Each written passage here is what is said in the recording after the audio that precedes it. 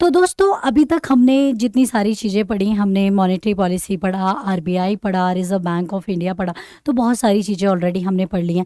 हम लोगों ने प्लानिंग कमीशन के बारे में भी पढ़ लिया है कि प्लानिंग कमीशन कैसे काम करता है, प्लानिंग कमीशन क्या क्या वर्क करेगा, कैसे वर्क करेगा। तो ये सारी चीज़ें हम ऑलरेडी पढ़ चुके हैं। बच्चों, हम सभी ने प्लानिंग कमीशन के बारे में तो ऑलरेडी पढ़ ही लिया है कि प्लानिंग कमीशन कैसे बना था, कैसे उसने वर्क फंक्शन कैसे करना स्टार्ट किया। तो चलिए आज थोड़ा सा और पढ़ लेते हैं। प्लानिंग कमीशन की जब शुरुआत हुई थी ना, तो वो इस उद्देश्य से करी गई थी कि भारत में 5 ईयर प्लान बनेंगे और हर 5 साल में उनको क्या करा जाएगा, रिव्यू किया जाएगा। उसमें आपका आने वाले 5 साल में हम क्या करने वाले हैं, कैसे करने वाले हैं और किन किन चीज़ों पे हम वर्कआउट करने वाले हैं, इसके ऊपर बात करी गई थी। ओके गाइस, तो इसके ऊपर बेसिकली बात करी गई कि आने वाले 5 ईयर्स में हम क्या करेंगे, कैसे करेंगे। तो इन सारी चीज़ों के ऊपर आपने बात करी। Is it clear to everyone? सभी को क्लियर है? ठीक है, तो ये सारी चीज़ें आई थिंक आपको क्लियर होंगी। तो यहाँ पर मैं आपको बोल दूँ कि यहाँ पर आपका क्या रहा कि प्लानिंग कमीशन के दौरान ही भारत के अंदर जब 12वीं पंचवर्षीय योजना चल रही थी, ठीक है, यानी कि 12th 5 ईयर प्लान चल रहा था, ठीक है, तो 12th 5 ईयर प्लान जब चल रहा था उसी दौरान, ठीक है, याद रखिएगा, उसी दौरान आपका क्या किया गया था, 5 ईयर प्लान के दौरान ही आपका यहाँ पर आपका बेसिकली एक बड़ा ड्रास्टिक चेंज आया। और वो ड्रास्टिक चेंज यह था, मतलब 12th 5 ईयर प्लान के दौरान, जो कि 2012 से लेकर 2017 तक चला। ड्रास्टिक चेंज ये आया कि इसी दौरान हमारे देश में 1 जनवरी 2015 में प्लानिंग कमीशन का नाम बदलकर नीति आयोग रखा गया। क्या रखा गया? नीति आयोग रख दिया गया। ठीक है बच्चे, नीति आयोग रख दिया गया। और उसी की हम लोग बात करेंगे नीति आयोग की, कि नीति आयोग एक्चुअली है क्या, वर्क कैसे करता है। ठीक है, तो ये सारी चीज़ें हम लोग आपका डिस्कशन करेंगे। ठीक है, तो उसी दौरान नीति आयोग रखा गया 1 जनवरी 2015 में। ठीक है, जो आपका लास्ट 5 ईयर प्लान था ना, वो इंडिया के लिए बहुत ही बड़ा ग्रेट फेलियर का प्लान था। मतलब भारत में फेलियर आपका प्लान आप उसे कह सकते हो, इंडिया के लिए ग्रेट फेलियर प्लान। एक्चुअली हम क्यों कहते हैं उसे द ग्रेट फेलियर प्लान, क्यों कहते हैं, ऐसा क्यों कहते हैं कि हम उसको फेलियर ही क्यों कहते हैं भारत के लिए? तो फेलियर हम भारत के लिए ना इसलिए कहते हैं बेसिकली गाइज, कि उसका मेन ऑब्जेक्टिव जो था, वो ऑब्जेक्टिव क्या था या फेलियर, क्योंकि ये प्लान जब बना ना, इस प्लान के दौरान भारत में बहुत सारी सिचुएशनल चेंजेस आए।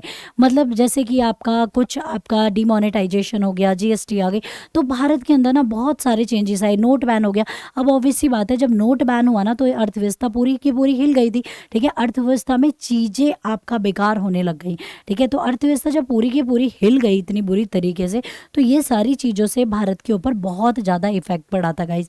बहुत ज़्यादा, मतलब बहुत ही ज़्यादा इफेक्ट हुआ था इंडिया के ऊपर। तो उसी दौरान आपका 1 जनवरी 2015 यानी कि 1 जनवरी 2015 में प्लानिंग कमीशन का नाम बदलकर नीति आयोग रख दिया गया। क्या रख दिया गया? नीति आयोग बेसिकली रख दिया गया। अब नीति आयोग जो बना, ठीक है, इसके भी कुछ अलग फंडामेंटल्स, मतलब इसमें चेंजेस थे। ठीक है, तो कुछ चेंजेस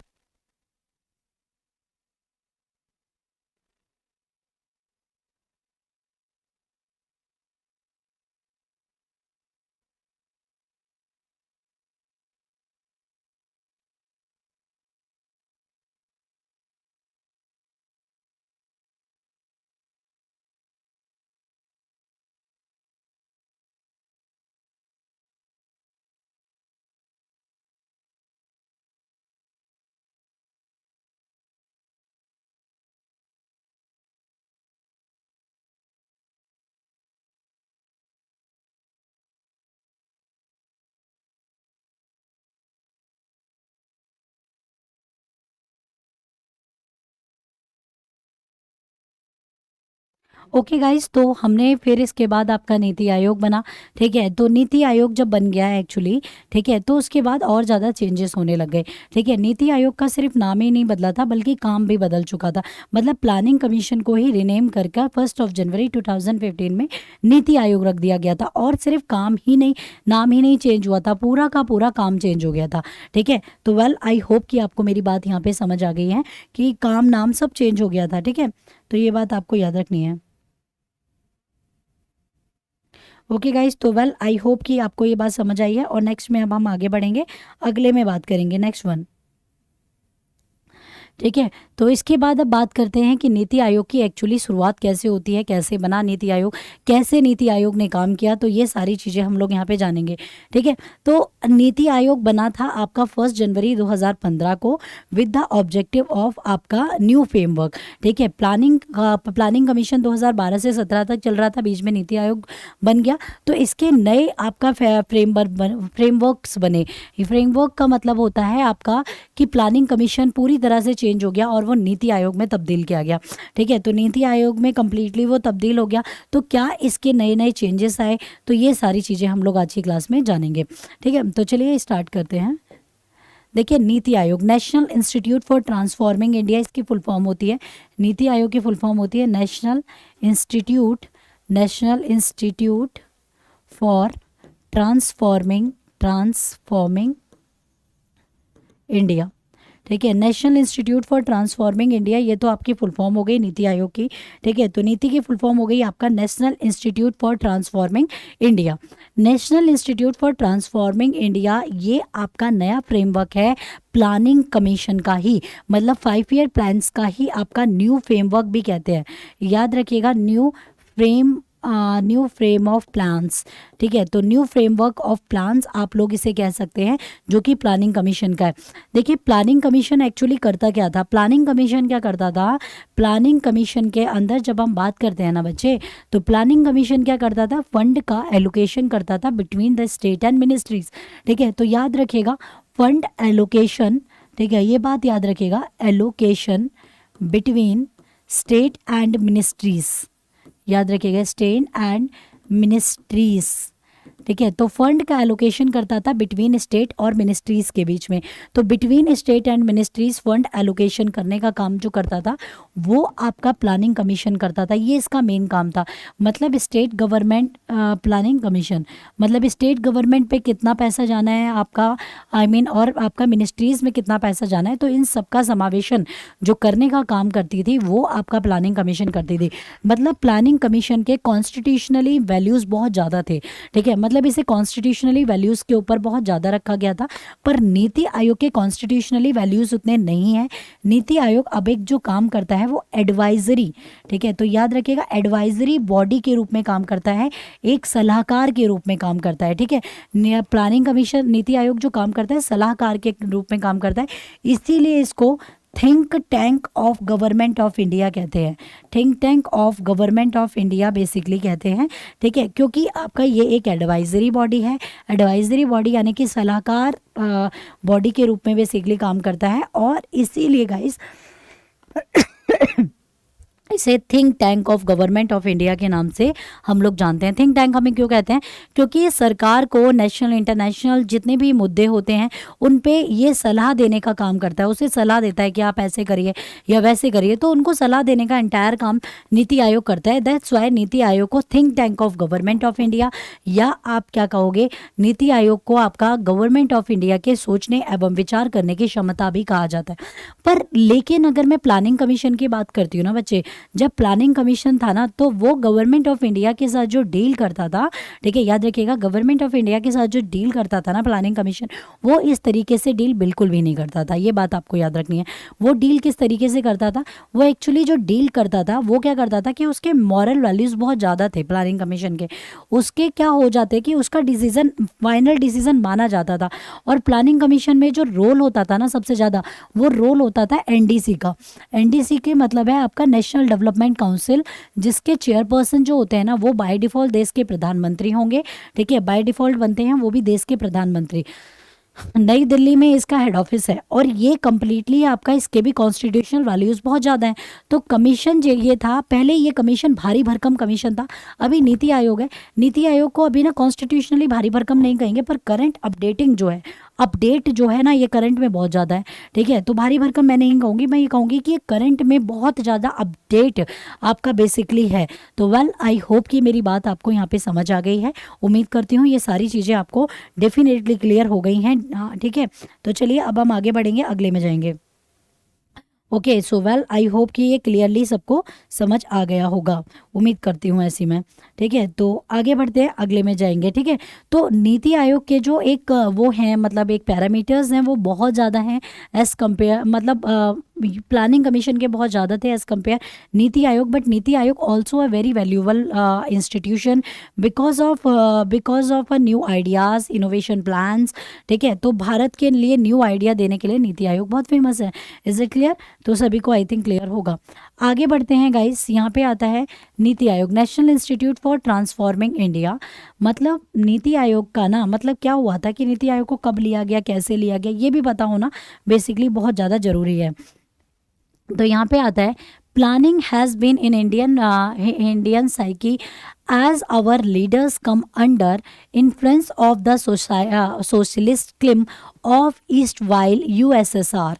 मतलब योजना भारतीय मानस में रही है। भारतीय मानस में क्यों रही है? क्योंकि हमारा पहले योजना आयोग था, इसीलिए कहा जाता है कि योजना भारतीय मानस में रही है, उनके कण कण में रही है कि हमने जो भी काम किया है वो योजना बना के बेसिकली किया है। ठीक है, क्योंकि हमारे नेता तत्कालीन सोवियत संघ के समाजवादी माहौल के प्रभाव में आ गए थे।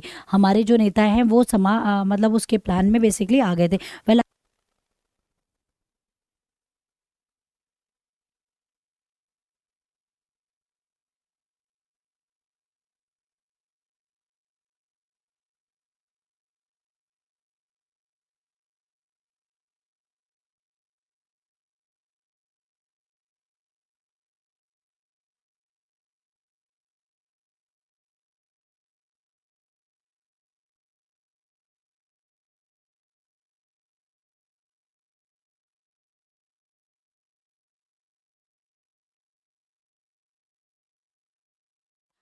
ओके गाइस, तो मतलब आपको ये बात समझ आ गई होगी। तो यहाँ पे आपका क्या है कि planning has been in Indian psyche as our leaders come under influence of the socialist claim of east while USSR.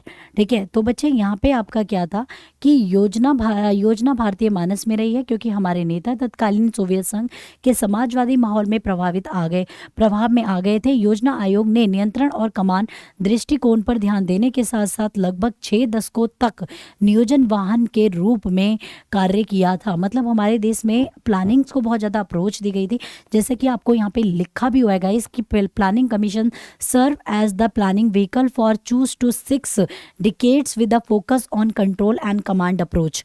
ठीक है, तो मेरी बात समझ आई आपको? Focus and command and control approach से यहाँ पे मेरा मतलब ये है कि भाई यहाँ पर इन सब चीज़ों को बहुत ज़्यादा अहमियत बेसिकली दी गई थी गाइस। तो ये बात आपको याद रखनी है। ठीक है, तो वेल आई होप की उम्मीद करती हूँ आपको याद रखनी है उसी के कमांड्स के चलते। और साथ ही साथ हमारे देश में ना योजना का पहले से ही प्रभाव रहा है, क्योंकि भारत में बहुत सारी योजनाएं बनाई गई थी पहले, जैसे कि आपका 1944 में बॉम्बे प्लान बना था। ठीक है, इसका एक एग्जाम्पल है 1944 का बॉम्बे प्लान। ठीक है, और उसके बाद आपका बॉम्बे प्लान बना, फिर आपका प्यूपल्स प्लान भी बना था। ठीक है, तो प्यूपल प्लान हो गया, ठीक है, बॉम्बे प्लान हो गया, प्यूपल प्लान हो गया, सर्वोदय प्लान हो गया। तो ये सारे प्लान ऑलरेडी भारत में बने थे। फिर एंड में जाके आपका 1950 में क्या हुआ, प्लानिंग कमीशन ही बन गया। और ये भी एक प्लानिंग बुक से आपका इंस्पायर होके बनाया गया था। एक किताब थी प्लान्ड इकोनॉमी फॉर इंडिया। ठीक है, किताब का नाम था आपका completely planned economy for India. ठीक है, याद रखिएगा, किताब का नाम था planned economy for India. Planned economy for India जो किताब थी ना, ये एम विश्वेश्वरैया ने लिखी थी।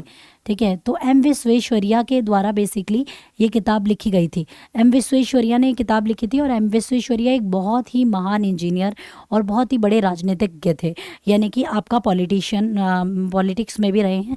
तो इन्होंने किताब लिखी थी प्लान्ड इकोनॉमी फॉर इंडिया। इस किताब को 1934 के आसपास, बच्चों एग्जैक्ट तो मैं नहीं बता पा रही हूँ पर आई थिंक करेक्ट है, 1934 के लगभग आपका इस किताब को क्या किया गया था, बनाया मतलब लिखा गया था बाय द एम विश्वेश्वरैया। इसी किताब से इंस्पायर्ड हो गए, इसमें बोला गया ना कि हम लोग क्या थे, प्लानिंग से बहुत ज़्यादा प्रभावित थे। तो इसी बुक से इंस्पायर्ड होकर प्लानिंग कमीशन बना। ठीक है, तो Bombay plan, people plan, Sarvodaya plan पहले आए थे, उसके बाद प्लानिंग कमीशन बन गया। तो वेल मेरे कहने का मतलब है कि नीति आयोग बनने से पहले भी ना हमने प्लानिंग्स को हमेशा तवज्जो दी है। नीति आयोग बनने से पहले प्लानिंग्स को बहुत ज़्यादा महत्व दिया गया। ठीक है, तो वेल आई होप कि मेरी बात आपको यहाँ पे समझ आ गई होगी। ठीक है, उम्मीद करती हूँ। इसके बाद बच्चे आता है कि planning commission was replaced by new institution NITI Aayog on 1 January 2015। योजना आयोग को 1 जनवरी 2015 को एक नई संस्था नीति आयोग द्वारा प्रतिस्थापित किया गया था with 1 January 2015 with emphasis on bottom up approach to envisage the vision of maximum governance minimum government in choosing the spirit of cooperative federalism.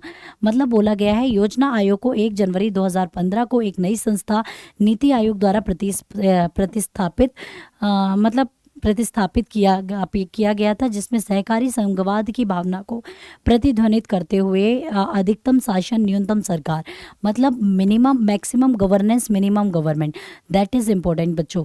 यहाँ पे अभी मैं बताऊंगी। अधिकतम शासन न्यूनतम सरकार की परिकल्पना करने के लिए बॉटम अप दृष्टिकोण पर जोर दिया गया था। मतलब बच्चों देखो यहाँ पे क्या रहा है। पहली बात तो मैं आपको बताऊंगी मैक्सिमम, एक पॉइंट यहाँ पे बोला मैक्सिमम गवर्नेंस, ठीक है, मैक्सिमम गवर्नेंस मिनिमम गवर्नमेंट, ठीक है, याद रखिएगा मिनिमम गवर्नमेंट। तो मैक्सिमम गवर्नेंस मिनिमम गवर्नमेंट, ठीक है। तो मैक्सिमम गवर्नेंस मिनिमम गवर्नमेंट का बेसिकली मतलब क्या होता है मेरे प्यारे बच्चों?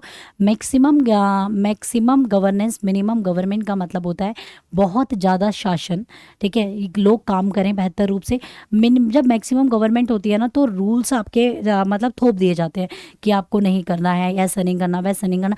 यहाँ पे फ्री रखा गया नीति आयोग का माहौल, फ्री रखा हुआ, क्योंकि पहले जब मैं प्लानिंग कमीशन की बात करती हूँ ना, जब भी मैं प्लानिंग कमीशन की बच्चों बात करती हूँ तो जब भी मैं प्लानिंग कमीशन की बात करती हूँ तो एक बात याद रखिएगा, प्लानिंग कमीशन की ये खासियत है कि प्लानिंग कमीशन आपका अप टू बॉटम होता था, ठीक है, याद रखिएगा अप टू बॉटम होता था।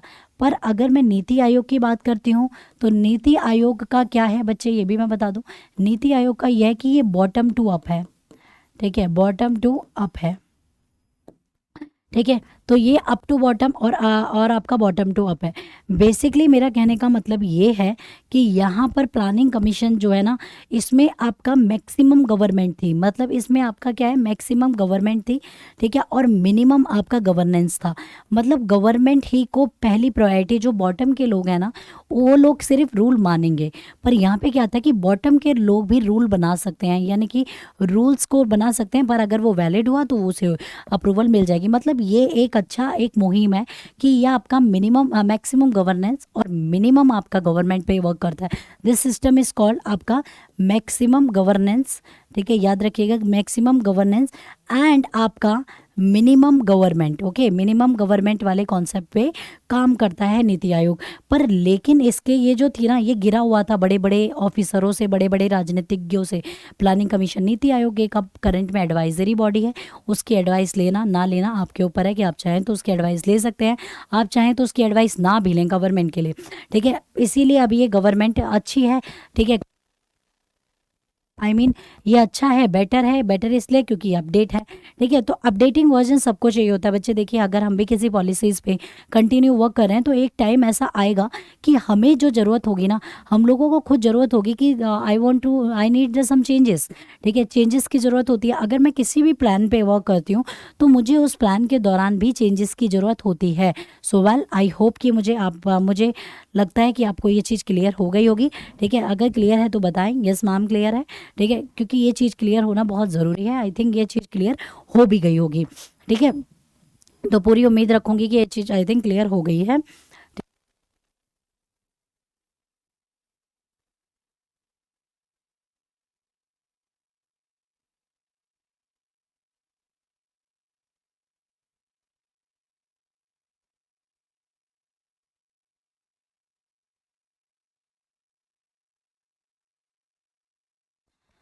ओके गाइस, तो वेल आई होप कि ये बात आपको क्लियरली समझ आ गई होगी, आपको क्लियरली ढंग से मैंने चीज़ों को क्लियर कर दिया।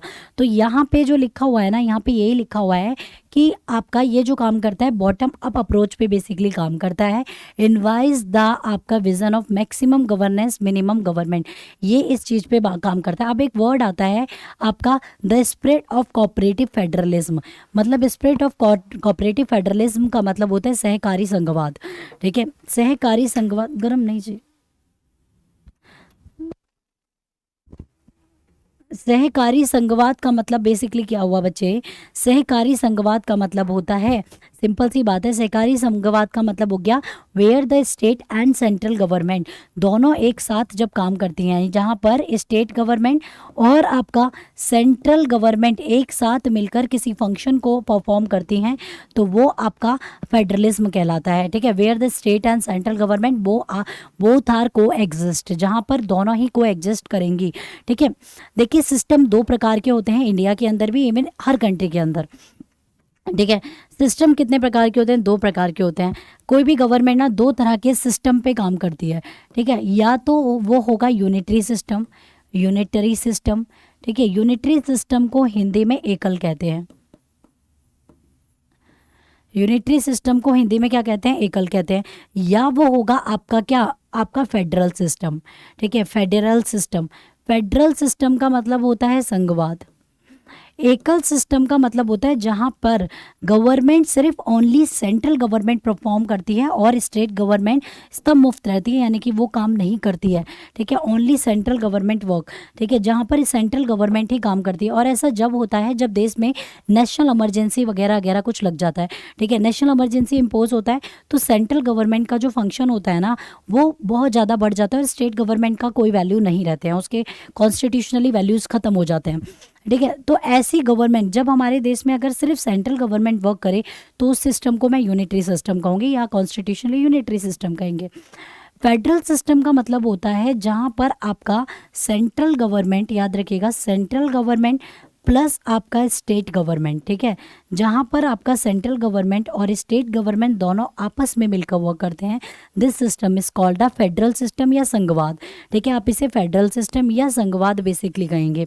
और जो फेडरल सिस्टम होता है ना बच्चे, इंडिया के अंदर ऑलवेज फेडरल सिस्टम पे वर्क होता है। अगर मान लीजिए देश में नेशनल इमरजेंसी लगेगी तो हमारे देश में सेंट्रल यूनिटरी सिस्टम वर्क करता है, पर अगर हमारे देश में मतलब आपका वो नहीं लगी हुई है, नेशनल इमरजेंसी वगैरह वगैरह कुछ नहीं लगा हुआ है, तो हम लोग फेडरल सिस्टम पे वर्क करेंगे। तो क्या मैं ये कह सकती हूँ कि इंडिया में जो वर्क होता है वो यूनिटरी सिस्टम पे भी होता है और इंडिया में जो वर्क होता है वो फेडरल सिस्टम पे भी होता है, मतलब दोनों सिस्टम पे वर्क होता है, फेडरल और यूनिटरी। तो जब जब टाइम होता है तो हम यूनिटरी पे आ जाएंगे, अगर मान लो देश में नेशनल इमरजेंसी इम्पोज हो गई तो वैसे हम फेडरल सिस्टम पे काम करें। तो दिस सिस्टम इज कॉल्ड, इस सिस्टम को मैं क्या कहूँगी, इस सिस्टम को, एंटायर सिस्टम को जो मैं कहूँगी ना, बेसिकली इस एंटायर सिस्टम को मैं कहूँगी क्वासी फेडरल सिस्टम। ठीक है, भारत का जो सिस्टम है वो क्वासी फेडरल सिस्टम, इंडिया जो काम करता है वो क्वासी फेडरल सिस्टम के ऊपर काम करता है। ठीक है, जहां पर आपका यूनिटरी सिस्टम और फेडरल सिस्टम बोथ आर को एग्जिस्ट, ऐसा सिस्टम जहां पे आपका यूनिटरी सिस्टम और आपका फेडरल दोनों ही एग्जिस्ट करता है, this system is called quasi federal system. Well, I hope कि आपको क्लियर होगा ये।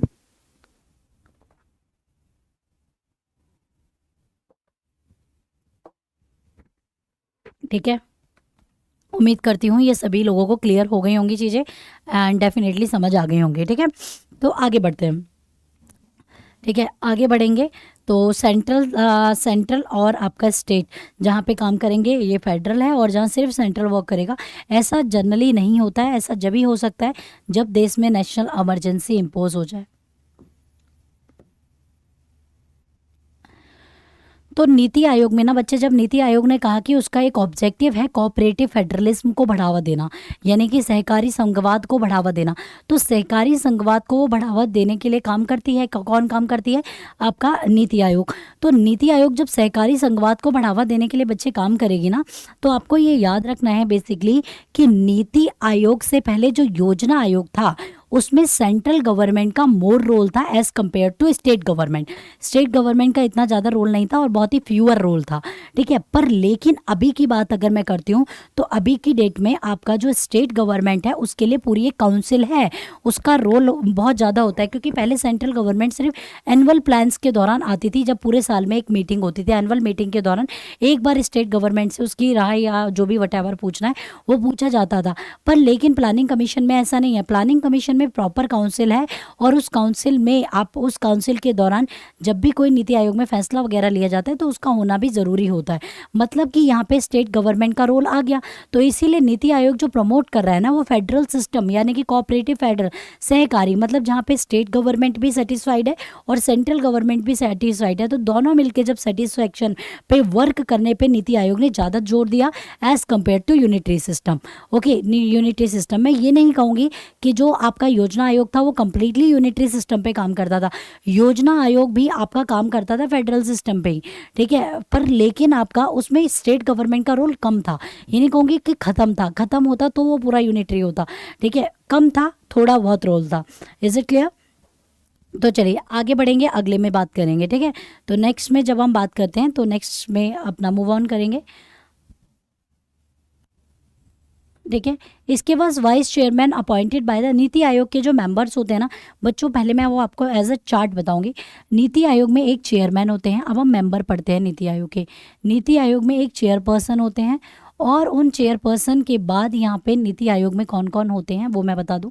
फिर इसके बाद आते हैं नीति में वाइस चेयरमैन, ठीक है। चेयरमैन के बाद आते हैं इसमें वाइस चेयरमैन, ठीक है। वाइस चेयरमैन के बाद नीति आयोग में एक होते हैं सीईओ, जिसको कहते हैं चीफ एग्जीक्यूटिव ऑफिसर, ठीक है। उसके बाद नीति आयोग में होते हैं फुल टाइम मेंबर, ठीक है। तो full time member NITI Aayog में होते हैं, फुल टाइम मेंबर। उसी के साथ साथ नीति आयोग में पार्ट टाइम मेंबर भी होते हैं, पार्ट टाइम मेंबर, ठीक है। नीति आयोग में पार्ट टाइम मेंबर भी होते हैं। उसके साथ साथ नीति आयोग में पार्ट टाइम मेंबर, उसके साथ साथ नीति आयोग में होते हैं x officio member.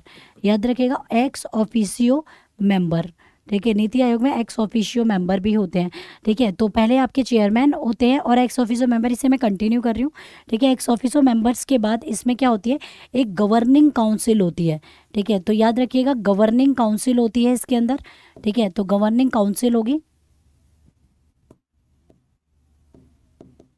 Governing council होगी नीति आयोग के अंदर। तो आप क्या नीति आयोग में क्या हो गया, आपका वाइस चेयरमैन होते हैं, सीईओ होते हैं, full time member, part time member, ठीक है। पार्ट टाइम मेंबर आपके chief executive member, I mean x officer member और गवर्निंग काउंसिल, ठीक है। तो इतने मेंबर बेसिकली नीति आयोग में होते हैं। तो वन बाय वन करके सारे मेंबरों के बारे में जानेंगे और ये भी जानेंगे कि नीति आयोग में जो करंट में ये मेंबर्स हैं ना अभी कौन कौन से मेंबर हैं और क्या क्या कर रहे हैं, ठीक है। तो ये जानेंगे। सबसे पहले जब मैं बात करती हूँ नीति आयोग के मेंबर्स की, तो सबसे पहले हम देखते हैं नीति आयोग के अंदर कौन, हम सबसे पहले देखते हैं चेयरमैन। तो चेयरमैन बच्चों याद रखिएगा, चेयरमैन हमेशा बाय डिफ़ॉल्ट बनते हैं और वो देश के प्राइम मिनिस्टर होंगे। जो भी व्यक्ति देश का प्रधानमंत्री होगा वो नीति आयोग के बाय डिफ़ॉल्ट चेयरपर्सन होते हैं, ठीक है। तो ये बात आपको याद रखनी है, ठीक है। तो ये बात तो आपका कंफर्म है कि भैया इनमें कोई चेंज नहीं हो सकता। Any person who is prime minister of India वो आपका नीति आयोग का बाय डिफ़ॉल्ट मेंबर कहलाएगा ही, ठीक है। तो क्लियर हो गया होगा आई थिंक ये आपको, ठीक है। तो चलिए आगे बढ़ते हैं, अगले में बात करेंगे।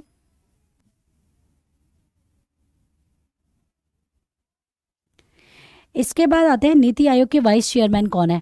करंट में देखिए नीति आयोग के जो फुल टाइम फंक्शनिंग मेंबर होते हैं ना वो नीति आयोग के वाइस चेयरमैन ही होते हैं, क्योंकि चेयरमैन जो नीति आयोग के चेयरमैन है वो प्राइम मिनिस्टर है और उनके पास बहुत सारी मिनिस्ट्रीज़ हैं। तो फुल टाइम मेंबर जो होते हैं ना वही वही होंगे। तो ये अभी करंट में राजीव कुमार हैं, ठीक है। याद रखिएगा ये करंट में आपके कौन है, Rajeev Kumar basically vice chairman of NITI Aayog हैं।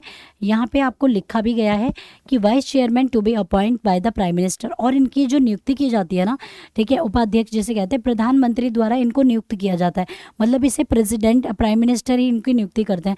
तो vice chairman to be appoint by the prime minister, तो प्राइम मिनिस्टर के द्वारा नियुक्ति की जाएगी। इसके बाद नीति आयोग में होती है गवर्निंग काउंसिल, जिसमें chief minister of all state, her state के चीफ मिनिस्टर आते हैं, and lieutenant governor of union territories, ठीक है। तो बच्चों यहाँ पर मैं आपको ऐड कर दूंगी, ठीक है।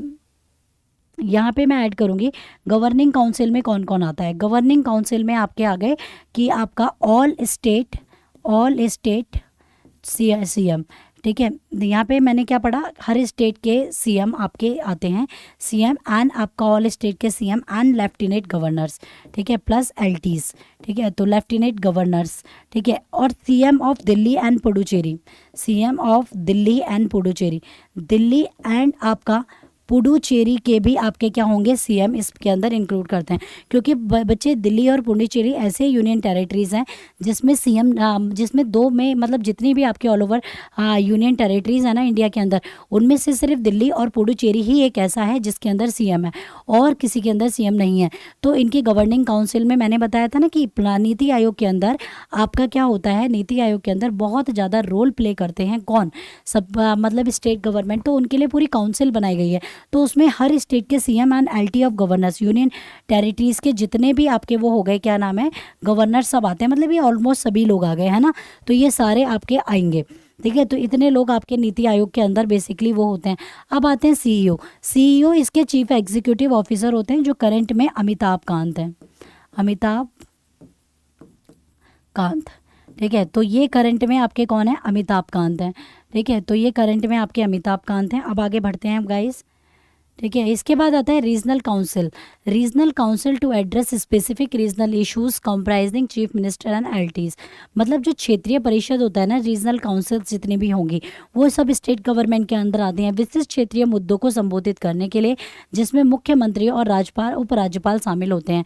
मुख्यमंत्री और उपराज्यपाल बेसिकली क्या होंगे, उसमें शामिल होंगे, ठीक है। तो वो उसके लिए बेसिकली काम करेंगे।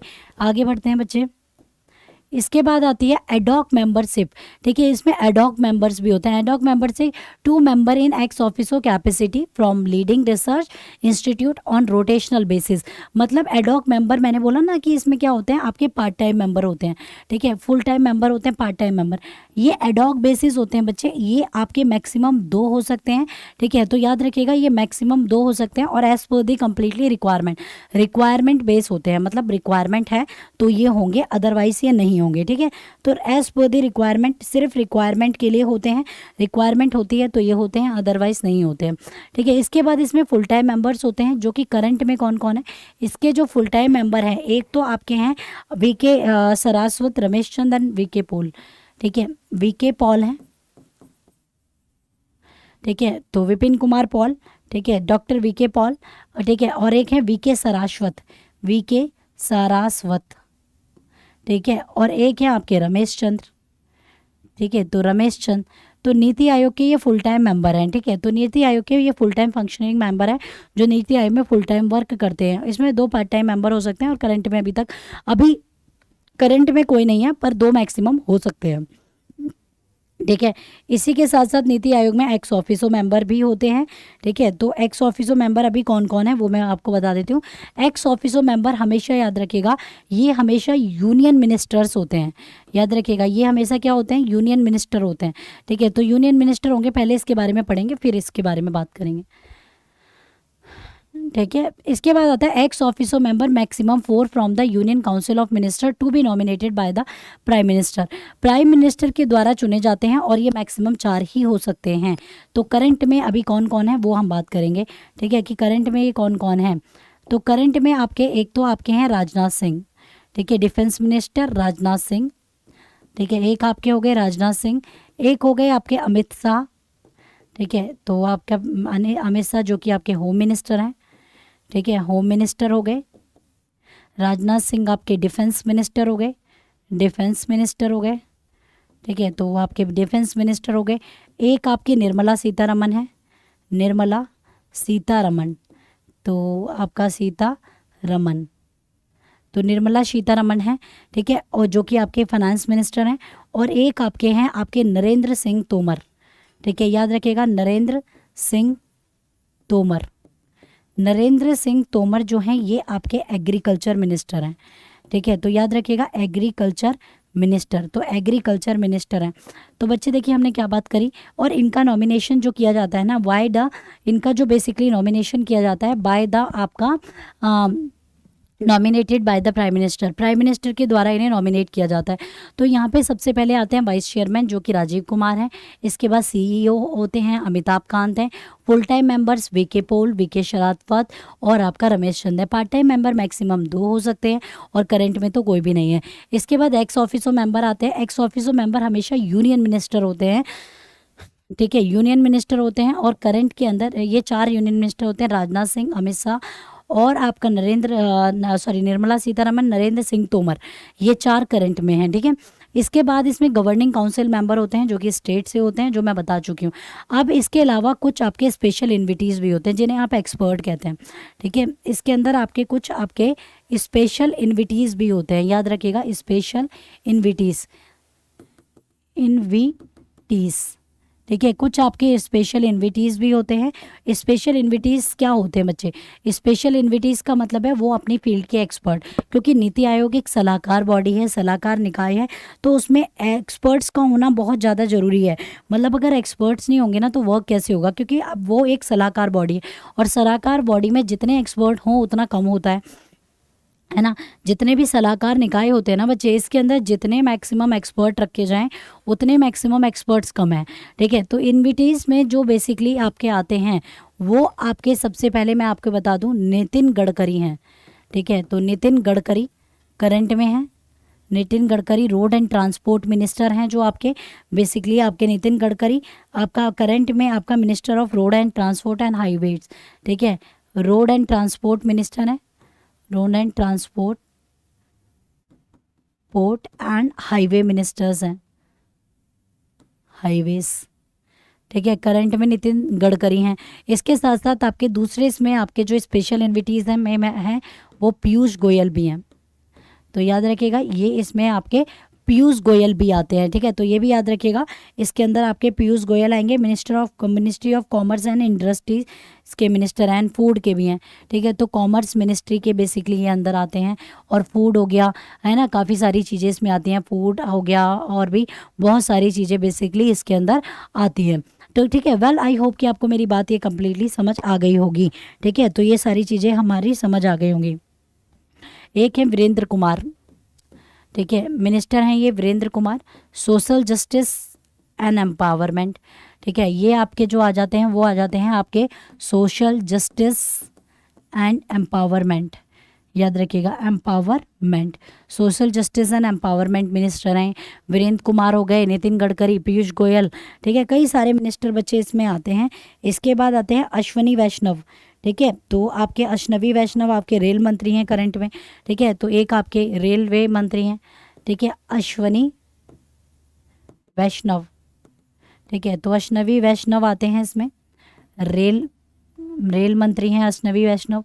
और एक और हैं बच्चे इंद्रजीत राव, ठीक है, एक और मिनिस्टर इसके अंदर आते हैं और उनका नाम बेसिकली क्या है, इंद्रजीत राव। ये आपके स्टैटिकल मिनिस्टर हैं स्टेट के लिए, ठीक है, स्टैटिस्टिकल मिनिस्टर हैं। इनका नाम है आपका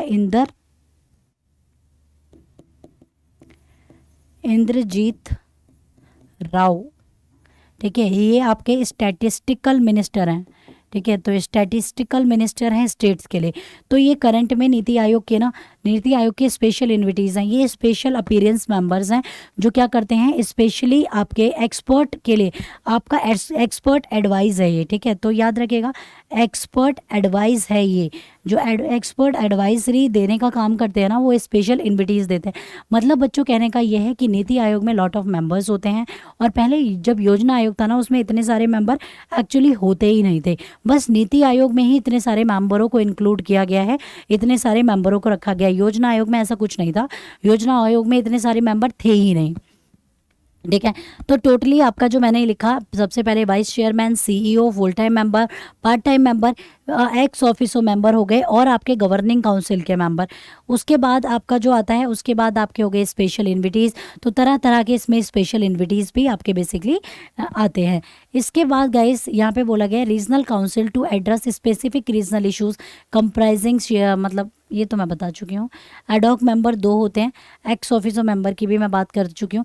इसके बाद आता है chief executive officer appointed by the prime minister for a fix tenure in a rank of secretary to government of India. Chief executive officer का जो पोस्ट है ना बच्चे, जब आपका प्लानिंग कमीशन था ना तो उसमें सीईओ का पोस्ट नहीं था, उसमें आपका सेक्रेटरी का पोस्ट था।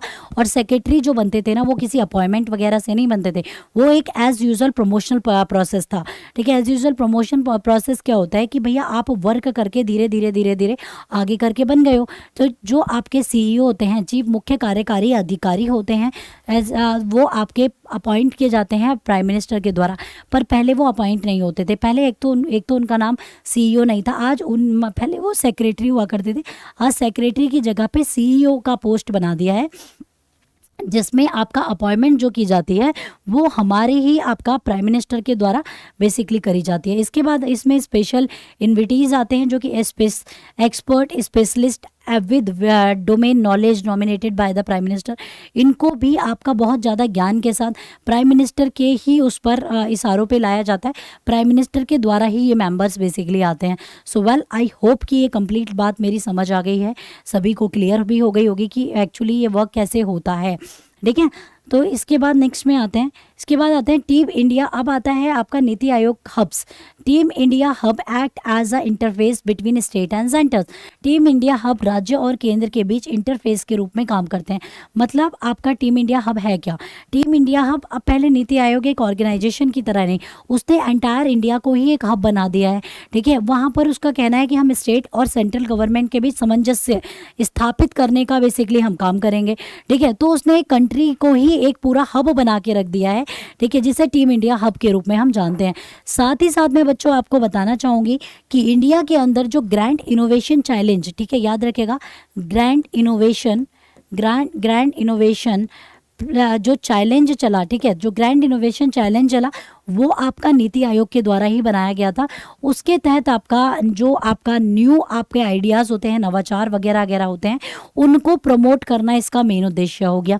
इसके बाद आता है आपका team India hub act as an, ये तो हो गया। The Aayog plan to come out with 3 document. ठीक है, ये प्लान जब आया ना, ये 3 डॉक्यूमेंट्स क्या है, 3 ईयर एक्शन एजेंडा। ठीक है, याद रखिएगा 3 ईयर एक्शन। ठीक है, 3 ईयर एक्शन, 7 ईयर स्ट्रैटेजी। ठीक है, 7 ईयर स्ट्रैटेजी पेपर और 15 ईयर्स के अंदर आपका ये विज़न डॉक्यूमेंट मतलब आपको मिल जाएंगे। मतलब 3 7 15। ठीक है, 3 7 15 के विजन के साथ बेसिकली आया था 3 ईयर एक्शन, 7 ईयर स्ट्रैटेजी और 15 ईयर विजन। ठीक है, तो इस प्लान के साथ बेसिकली इंडिया के अंदर नीति आयोग ने अपना सामंजस्य स्थापित किया कि भैया इस हब के साथ बेसिकली मैं एक काम करूँगा। ओके, सो वेल अगला आता है आपका the 65 years old planning commission had became आपका रेडुएंट ऑर्गेनाइजेशन। मतलब मतलब आपका 65 साल पुराना योजना आयोग एक निरर्थक संगठन बन गया था। It was relevant to a command economy structure but not any longer. यह एक कमांड अर्थव्यवस्था मतलब एक कमांड अर्थव्यवस्था करता है, पर लेकिन ये नहीं कहता कि भैया 5 साल के लिए, 10 साल के लिए, 15 साल के लिए इकोनॉमी को भानता नहीं है। क्योंकि नीति आयोग का मानना है कि इकोनॉमी अगले एक क्षण चेंज हो सकती है। इकोनॉमी में सिचुएशनल या फिर कई तरह के आपके चेंजेस आ सकते हैं। ठीक है, तो वो सारे चेंजेस आपके स्ट्रक्चरल एंड ऑल ये सारे चेंजेस आ सकते हैं। तो इंडिया इज़ आपका diversified country and its state are in various phases of economic development along with their own strength and weaknesses. Bharat एक विविधतापूर्वक देश है और इसके राज्य अपनी ताकत और कमजोरियों के साथ साथ आर्थिक विकास के विभिन्न चरणों में है। इन दिस कॉन्टेस्ट आप वन साइज फिट ऑल, मतलब ये आपका one size fit all approach to economic planning is absolute. देखिए एब्सोल्यूट मतलब बच्चों क्या है कि जो नीति आयोग है ना, नीति आयोग का एक जो मेन काम है ना वो है कि प्लानिंग को कुछ इस तरीके से करना है या प्लानिंग वर्क कुछ इस तरीके से करना है कि हम एंटायर थिंग्स को आपका बराबर में रखकर काम कर सकें। ठीक है, एंटायर थिंग को बराबर में रखने का काम क्या है? एंटायर थिंग से मेरा यहाँ पे मतलब है बच्चे, इसको ज़रा ध्यान से समझना कि मैं कह क्या रही हूँ। एक्चुअली एंटायर थिंग से मेरा मतलब है ना कि हर चीज़ में अपडेशन हो, हर चीज़ में कुछ चेंजेस आए, तो उसके लिए एक बढ़िया तरीके से जो पॉलिसी बनाई गई वो नीति आयोग के अंदर बेसिकली बनाई गई है, ठीक है। और नीति आयोग जो काम करता है ना वो इसी तरीके से वर्कआउट करता है। साथ ही साथ नीति आयोग एक think tank of government of India है, थिंक टैंक करता है। और इसमें मैं आपको बता दूं, नीति आयोग ने जब सबसे पहली बार ग्रैंड इनोवेशन चैलेंज को जो अपनाया था ना, तो ये आपका नवाचार, न्यू आइडियाज़ पर वर्क करता है। ग्रैंड इनोवेशन चैलेंज, नए नए आइडियाज़ को प्रमोट करना, that is called grand innovation challenge.